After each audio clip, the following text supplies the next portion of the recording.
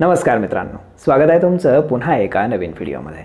तर मग चला सुरुवात करूयात आजच्या या पोस्ट मार्केट रिपोर्टला आणि जाणून घेऊयात की आज आपल्या स्टॉक मार्केटमध्ये काय झाले आणि उद्या त्याचा आपल्या स्टॉक मार्केटवरती काय परिणाम होऊ शकतो ते।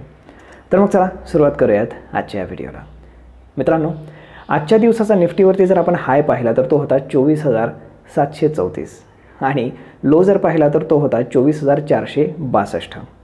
म्हणजेच काय, मार्केट जेव्हा सकाळी सुरू झालं तर तोच मार्केटचा हाय होता आणि तिथनं मार्केट सलग पडत खाली आलं। मी तुम्हाला सकाळी सांगितलं होतं की परवाचा जो लो आहे तो जर मार्केटनं ब्रेक केला तर 24,500 ही लेवल आपल्याला इझिली पाहायला मिळेल आणि आजही मार्केटमध्ये तेच झालं। मार्केटमध्ये एक्सपायरी होती तरीही मार्केट ट्रेंडिंग राहिलेलं आहे आणि यामध्ये आपल्याला 24,462चा लो आपल्याला पाहायला मिळाला आहे। तशी जर आपण पूर्ण जी रॅली आहे, रॅली इन द सेन्स जेव्हा सीज फायर झालं तेव्हापासून जी मार्केटमध्ये रॅली आली तर त्याची 50% रिट्रेसमेंट जी आहे तर ती येते 24,470ला। तिथून एक्झॅक्ट 10 पॉईंट फक्त मार्केट खाली आलं होतं। म्हणजेच काय की त्या लेवलला म्हणजे मार्केटचा जो पहिला सपोर्ट आहे तर तिथे मार्केट येऊन तिथनं बाउन्स बॅक झालेलं आहे, हे लक्षात घ्या। कारण सकाळपासून मार्केट पडत होतं परंतु जसं 24,462ची लेवल आली तिथनं एक मॅसिव्ह बाईंग आपल्याला पाहायला मिळालं। ऑलमोस्ट मार्केट 200 पॉईंट वरती गेलं होतं, हे सगळं आपण पाहिलेलं आहे। तर यामध्ये आज US मार्केटचा फार मोठा रोल राहणार आहे, कारण आपलं मार्केट त्यामुळेच कॉन्शियस झालेलं आहे। तर ते रिझन्स काय आहेत ते आपण सगळ्यात पहिले जाणून घेऊयात। सगळ्यात पहिले म्हणजे USच्या जे काही संसद आहे तिथं USचं ट्रेजरी बिल येत असतं, तर ते बिल जर आलं तर त्यामुळे फिस्कल डेफिसिट वाढेल आणि अजून जास्त कर्ज हे USच्या गव्हर्नमेंटवरती होईल, हे सरळ सरळ दिसतंय आणि त्यामुळे तिथे महागाई वाढण्याचे चान्सेस आहेत। आणि या सगळ्या गोष्टींमुळे आपल्याला तिथला जो बॉन्ड यील्ड आहे 30 इयर बॉन्ड यील्ड तो स्पाइक झालेला पाहायला मिळतो आणि बॉन्ड यील्ड वाढल्यामुळे आपल्याला स्टॉक मार्केटवरती त्याचा निगेटिव्ह इम्पॅक्ट हा पाहायला मिळतोय।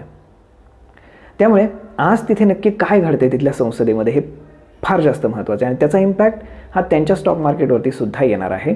त्यामुळे समजा आता जर आपण नॅसडॅकचे जर फ्युचर्स पाहिले तर ते अगदी फ्लॅट ट्रेड करतायत। ओके, म्हणजेच काय की आज रात्री जर तिथे ते बिल पास झालं किंवा अजून काही गोष्टी झाल्या तर ते आपण उद्या सकाळी पाहूच, परंतु जर US आज मार्केट पडलं तर जो पहिला सपोर्ट आहे तर तो मार्केट ब्रेक करण्याचे खूप हायली चान्सेस आहेत।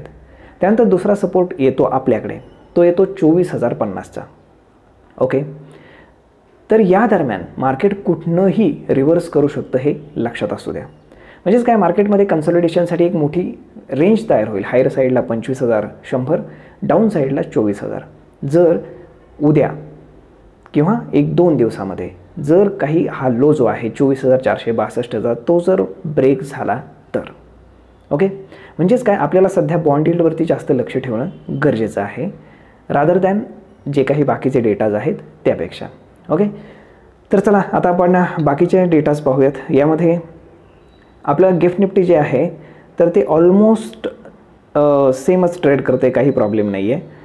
आज USD INR जो आहे तर तो 34 पैसे हायर झालेला आहे। म्हणजेच काय की आपल्या रुपयाचं व्हॅल्यू थोडंसं डिप्रिशिएट झालेलं आहे 34 पैशानं, जे अगेन स्टॉक मार्केटसाठी चांगलं नाही आहे। ओके, म्हणजेच काय, याच्यानं आपल्याला एक सरळ सरळ दिसतंय की जेव्हा जेव्हा मार्केट पडतं आणि USD INR इन्क्रीज होतो तेव्हा FIIsनं सेलिंग केलेलं असतं, हे सरळ सरळ दिसून येतं। आता FIIs DIचा डेटा अजून NSEच्या वेबसाईटवरती काही अवेलेबल झालेला नाही आहे, तो आपण उद्या सकाळी पाहूयात। परंतु यातनं आपल्याला सरळ सरळ इंडिकेशन मिळतं की FIIsनं सेलिंग केलेलं आहे, उद्या सेलिंगचेच फिगर आपल्याला पाहायला मिळेल।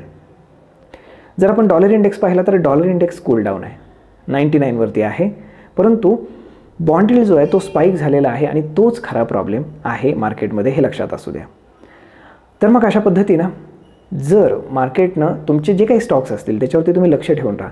जर मार्केटनं पहिला सपोर्ट जर तोडला 24,462चा जर तो तोडला तर तुम्हाला तुमचे जे काही स्टॉक्स आहेत तर ते चांगल्या म्हणजे जे काही क्वालिटी स्टॉक्स आहेत तर ते तुम्हाला चांगल्या लेवलवरती पाहायला मिळतील डाऊन साईडला आणि तिथनं तुम्ही एक चांगलं बाईंग करून स्टॉक होल्ड करू शकता।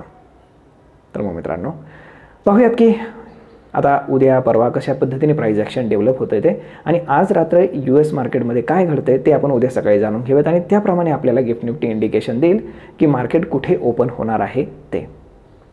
जर नॅसडॅक आज जर चांगला चालला तर जे काही IT स्टॉक्स आपल्याकडे पडलेले आहेत तर त्याच्यामध्ये एक रिकव्हरी आपल्याला उद्या पाहायला मिळू शकते. परंतु जर आज नॅसडॅक, S&P 500 आणि डाऊ जोन्स हे तीनही जर इंडेक्स पडले, आता ते रिझन भरपूर आहे तिथे, त्यामुळे ते रिझन आत्ताच ॲनालाइज करण्यापेक्षा जर ते पडले तर आपल्याकडे सपोर्ट तुटण्याची खूप जास्त पॉसिबिलिटी आहे. त्यामुळे कॅश होल्ड करून ठेवा आणि स्टॉक सपोर्टवरती येण्याची वाट पहा. चांगल्या लेवलला स्टॉक आल्यानंतर सोडायचा मात्र बिलकुल नसतो, हे लक्षात असू द्या. कारण स्टॉक खाली जरी आला ना तरी क्वालिटी जर चांगली असेल, स्टॉकचे फंडामेंटल जर चांगले असतील तर आपल्याला पुन्हा तो चांगल्या लेवललाच पाहायला मिळत असतो. तर मग आजच्या पुरतं एवढंच. आपण भेटूयात पुढच्या एका नवीन व्हिडिओमध्ये. तोपर्यंत तुम्हाला हा पोस्ट मार्केट रिपोर्ट कसा वाटला हे तुम्ही आम्हाला कमेंट करून नक्कीच सांगा. आणि जर आवडला असेल तर आपल्या जवळच्या मित्रमंडळींसोबत देखील हा व्हिडिओ तुम्ही शेअर करायला विसरू नका. धन्यवाद.